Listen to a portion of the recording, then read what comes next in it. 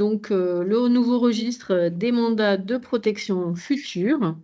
Donc, ce webinaire est organisé à l'initiative de Droit Quotidien LegalTech, qui est une entreprise sociale dont la mission est de promouvoir le mandat de protection future. Alors, le plan de ce webinaire, donc je prends juste une seconde pour me présenter. Donc, je m'appelle Mélanie Parnot. Je suis avocate et dirigeante de Droit Quotidien LegalTech, donc qui a cette mission de promouvoir le mandat de protection future. Et donc, moi, j'exerce essentiellement en tant qu'avocate sur les sujets des tutelles et parallèlement, dans le cadre de Droit Quotidien, sur le sujet du mandat de protection future. Sachant que notre mission, c'est vraiment de promouvoir le plus possible le mandat notarié. Donc, sur le plan de ce webinaire, on va repartir un peu, on va prendre le temps rapidement de réexpliquer un peu le contexte de la création de ce registre des mandats de protection future et ensuite aborder plus spécifiquement voilà, ce qui s'est passé avant que ce décret d'application intervienne et depuis qu'il est intervenu, qu'est-ce qu'il faut mettre en place et quels sont les manques de ce décret que l'on pourrait éventuellement combler par une intervention auprès du ministère de la Justice pour le faire évoluer. Parce qu'il y a déjà on a déjà constaté effectivement des difficultés par rapport à ce registre. Donc, pour commencer, à l'origine de ce registre des mandats de protection future, eh bien, il y a l'article 477.1 du Code civil. Et cet article 477.1, il n'existait pas initialement, parce qu'en gros, la loi de 2007 qui a créé les mandats de protection future, eh bien, avait pour avait seulement prévu la mise en place de ces mandats de protection future, mais aucune publicité particulière n'avait été organisée, ce qui a amené beaucoup de réticence de la part des professionnels à le mettre en avant. Et d'ailleurs, c'est la raison pour laquelle il est resté assez méconnu du grand public. Et il y avait également une crainte de la part des tiers que les actes soient annulés, puisqu'il n'y avait aucune publicité autour de ces mandats de protection future. Donc, suite à ça, il y a eu une proposition de loi qui a été faite en 2015. Donc, dans les débats préparatoires, il était proposé la mise en place d'une mention au répertoire civil en marge de l'acte de naissance, comme on le fait habituellement pour les mesures de protection. Le souci, c'est que ça aurait laissé supposer une privation de capacité juridique, ce qui n'est pas le cas en matière de mandat de protection future, puisque la personne n'est pas privée de ses capacités, même si son mandat de protection future est activé.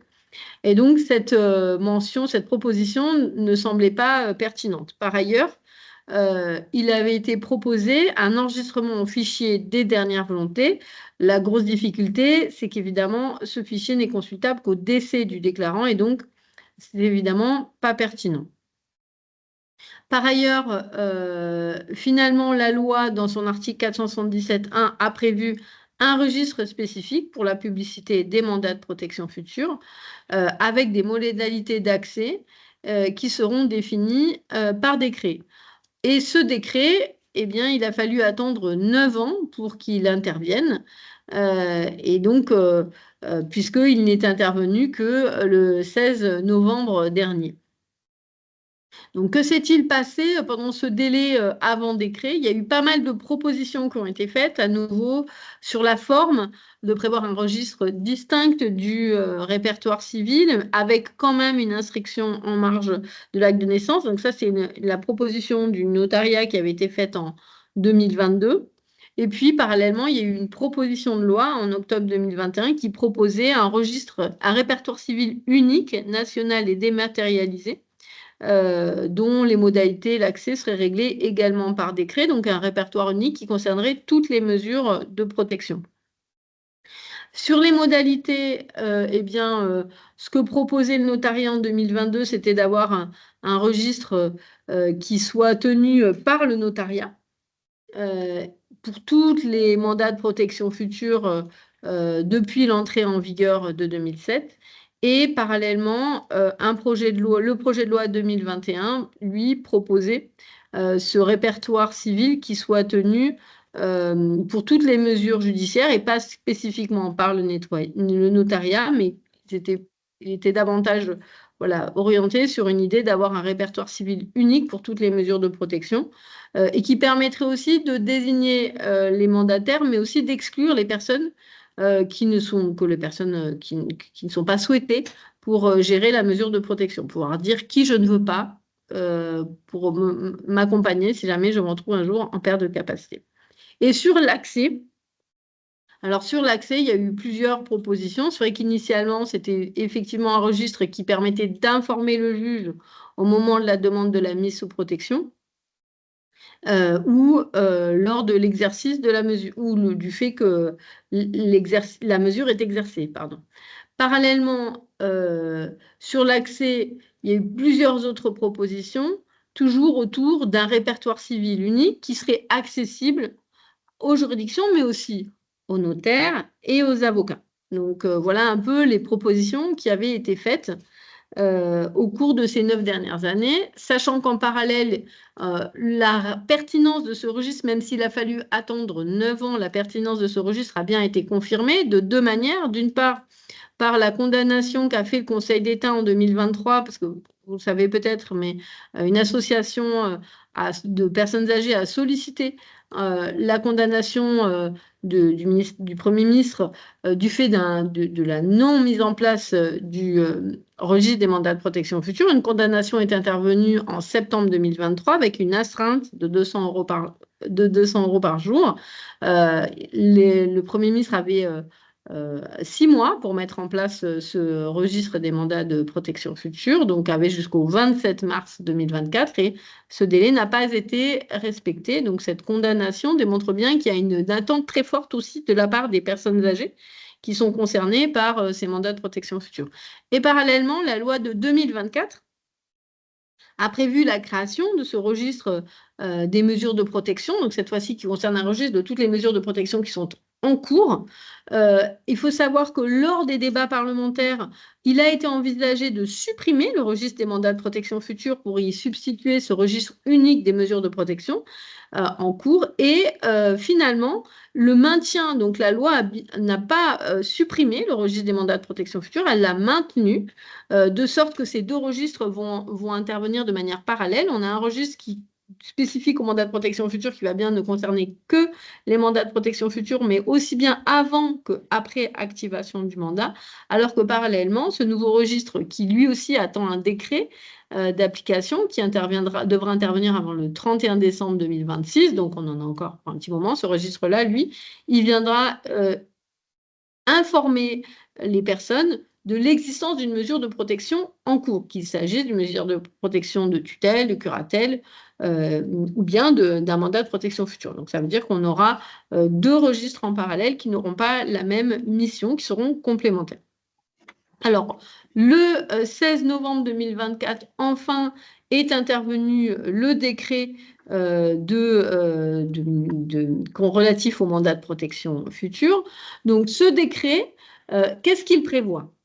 Il prévoit l'inscription de tous les mandats de protection future, qu'ils soient notariés ou non. Il prévoit que ce registre sera dématérialisé et qu'il sera tenu par le ministère de la Justice. Ce registre dématérialisé, il sera renseigné par le mandant ou par le mandataire désigné selon dans certaines situations, j'y reviendrai, et il va permettre d'identifier le mandant ou le bénéficiaire du mandat, parce que quand on parle des mandats de protection future pour autrui, eh bien c'est le bénéficiaire qui sera identifié, et le mandataire désigné. Ce registre sera accessible par le mandant ou le bénéficiaire du mandat, par le mandataire de protection future, par les magistrats et par le personnel des tribunaux. Donc là, c'est vrai, ce qui apparaît assez rapidement, c'est qu'on sent que c'est extrêmement resserré sur uniquement le tribunal en lui-même. Quant à ce registre, il pourra être consulté par le juge des tutelles et le procureur de la République en cas de demande de mise sous protection. Et il sera renseigné, cette fois-ci, par le greffier en cas d'activation du mandat de protection future. Et donc, ce registre dématérialisé, il a fait l'objet de la création d'un paragraphe spécifique dans le Code de procédure civile avec l'introduction des articles 1260-1 aux articles 1260-7. Alors, le souci, c'est que ce registre, finalement, créé par ce décret, ne sera véritablement effectif qu'après l'adoption d'un arrêté par le ministère de la Justice. Donc, ça veut dire que, et aujourd'hui, on n'a pas d'information sur dans quel délai cet arrêté sera pris par le ministère de la Justice.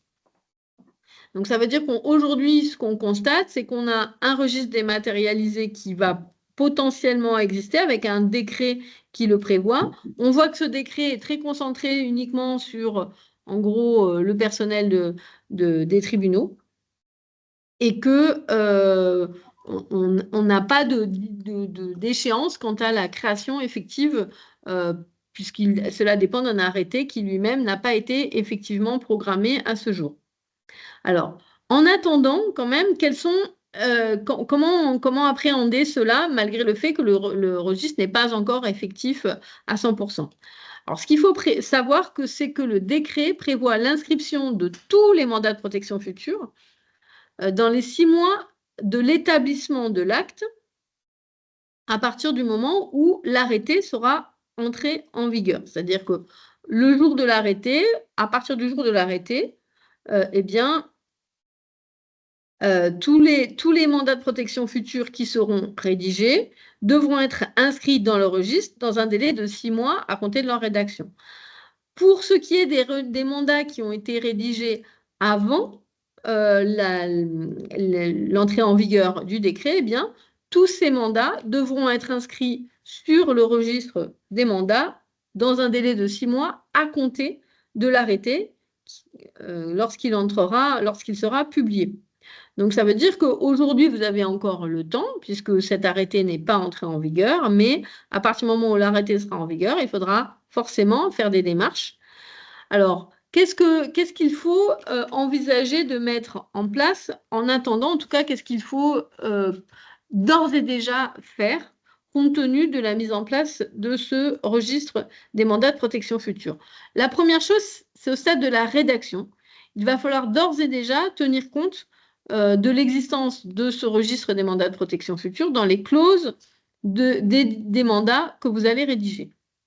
D'abord, bien préciser que ce registre existe, même s'il est en attente d'un arrêté pour entrer effectivement en application, qu'il sera nécessaire d'inscrire son mandat de protection future dès que ce sera possible, et qu'il sera aussi nécessaire de renseigner révocation et renonciation du mandataire de protection future. Parce qu'en fait, si vous voulez, ce que prévoit le décret, c'est que le mandant informe, c'est lui qui fait la démarche d'inscrire le mandat de protection future sur le registre au moment de sa rédaction, mais si par la suite, par exemple, le mandataire de protection future renonce à ce mandat avant son activation, c'est à lui de faire la démarche d'informer de cette renonciation le registre des mandats de protection future. Donc, ça veut dire qu'il va falloir intégrer des clauses pour s'assurer que mandant et mandataire fassent bien les démarches au fur et à mesure de l'évolution du mandat. Parallèlement, il va falloir également faire le nécessaire pour lister tous les mandats que votre étude a rédigés depuis l'origine du mandat de protection future, pour les personnes qui sont bien sûr encore en vie, que cette liste vous permette par la suite de pouvoir inviter tous vos clients qui ont rédigé leur mandat de protection future à le faire inscrire sur le registre. Donc là, c'est les 3 démarches que vous avez à faire, que vous pouvez commencer à faire dès maintenant, aussi bien sans attendre l'arrêté, voilà, modifier le contenu de vos trames de mandat et vous préparer à informer vos clients pour le cas, pour qu'ils puissent être informés dès que l'arrêté sera entré en vigueur. Alors, pour les personnes qui n'auront pas fait la démarche, ce n'est pas quand même trop catastrophique puisque le mandataire de protection future, si le mandat n'a pas été inscrit avant l'activation, au moment de l'activation, il peut encore faire l'inscription sur le registre.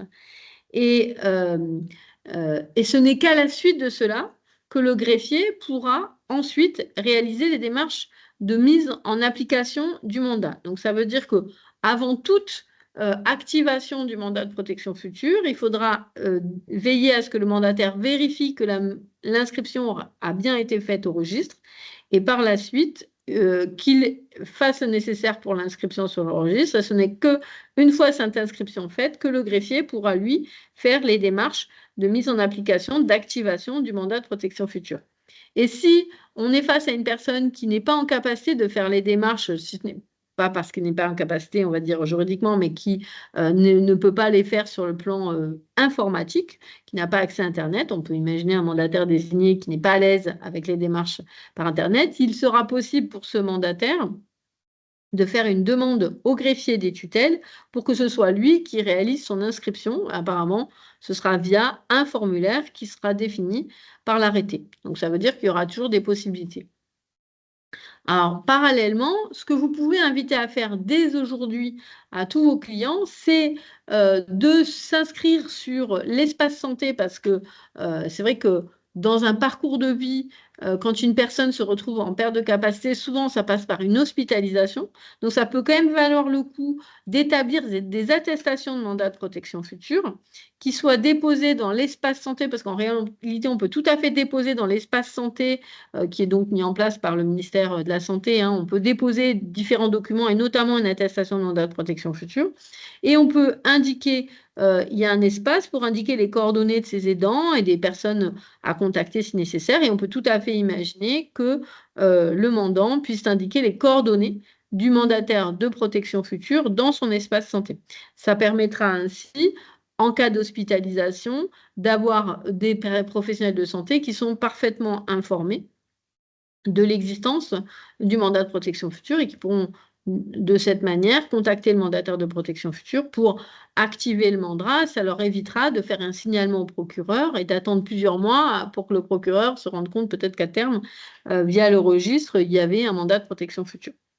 Alors, ceci étant dit, ce qu'on constate quand on regarde ce décret, c'est un cruel manque de recours, enfin en tout cas de référence au notaire, qui est quand même un acteur central pour la réalisation et la mise en œuvre du mandat de protection future et plus largement pour tous les actes. Ce qu'on regrette vraiment quand on observe ce registre des mandats de protection future, c'est que, eh bien, il n'est accessible qu'au juge, alors qu'on sait très bien que dans le parcours de vulnérabilité d'une personne, ce n'est pas le juge qui va se retrouver, au juge et au procureur de la République, ce n'est pas les seules personnes qui vont se retrouver face dans le parcours de vie à la personne en situation de vulnérabilité.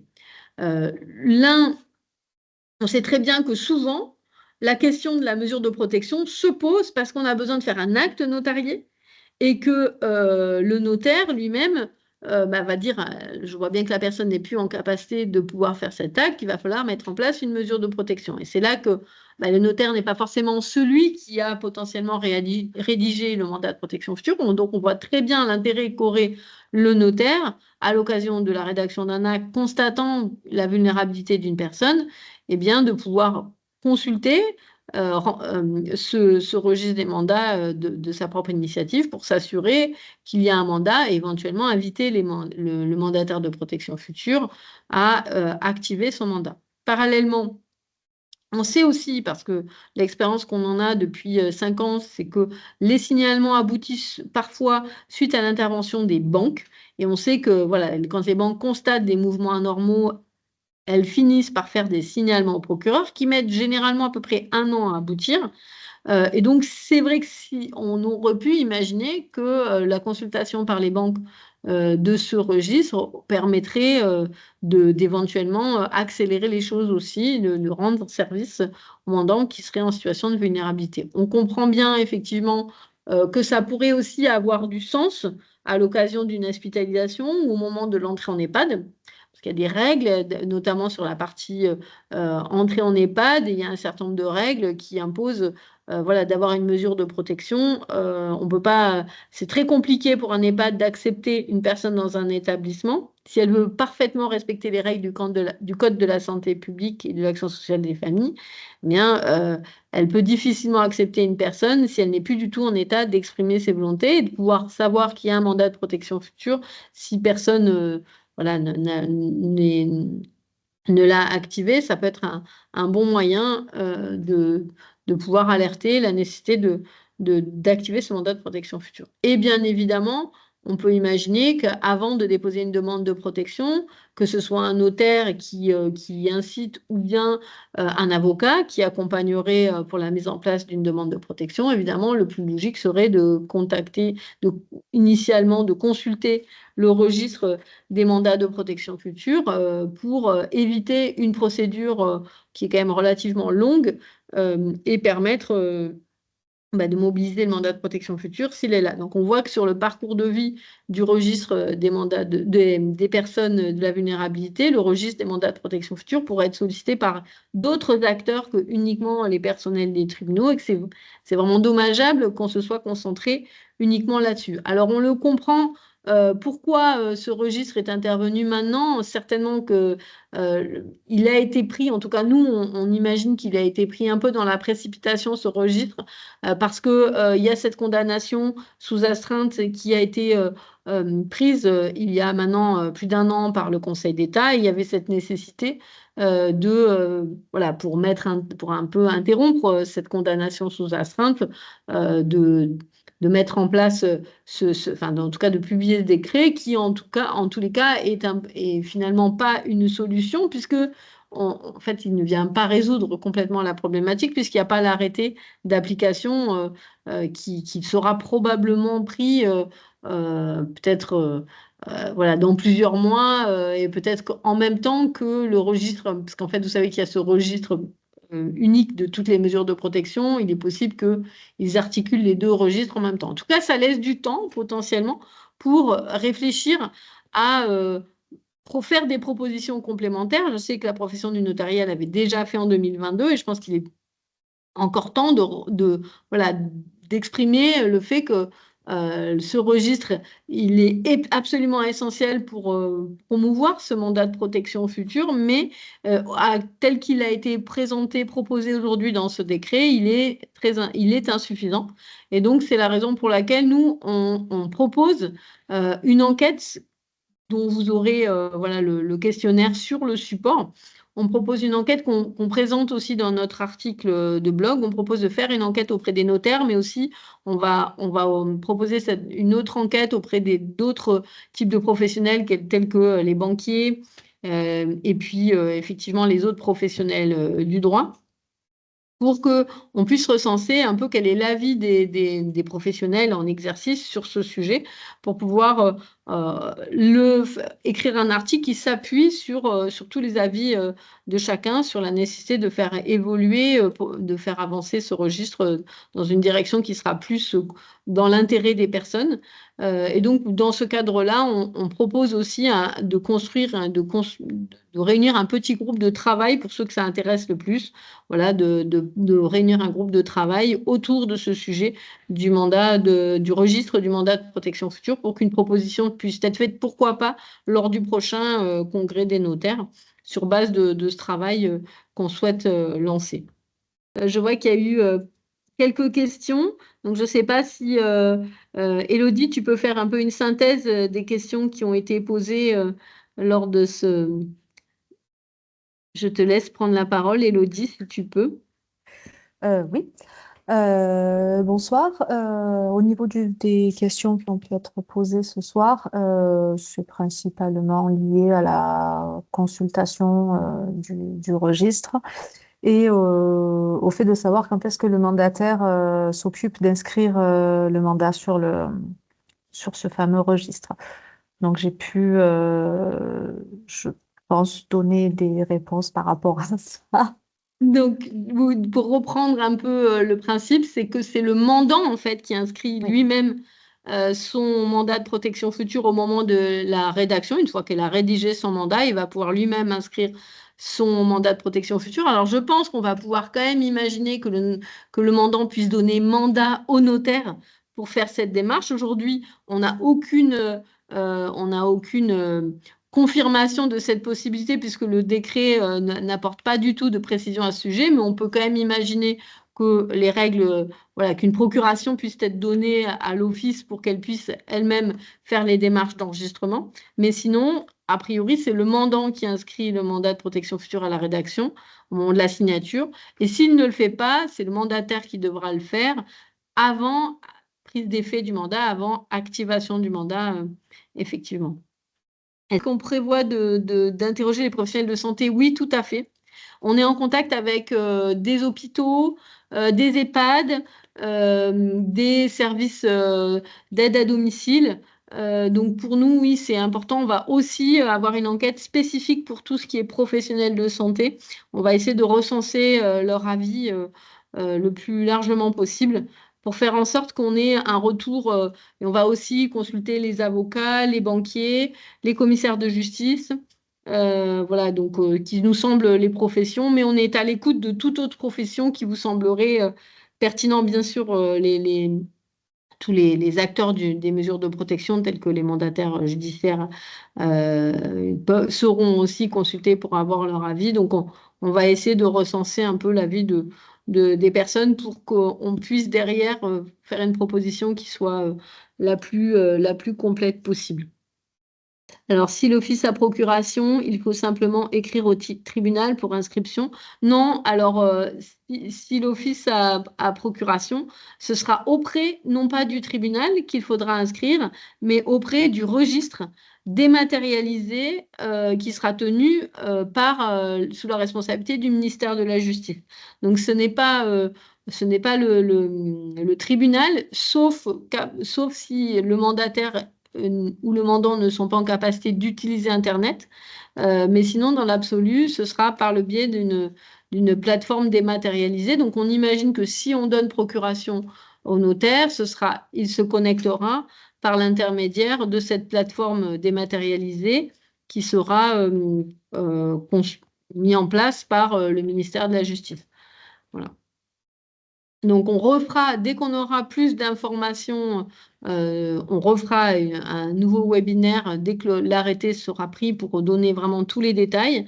Mais en attendant, on souhaite vraiment être force de proposition parce que nous, on le constate, il y a beaucoup de personnes qui attendent pendant des mois dans des hôpitaux qui sont dans des situations de vulnérabilité avec des abus qui pourraient être, voilà, l'accès à d'autres types de sentinelles que seulement le juge des tutelles ou le greffe nous semble vraiment très insuffisant. C'est pour ça qu'on aimerait pouvoir recenser d'autres voies d'accès à ce registre du mandat de protection future.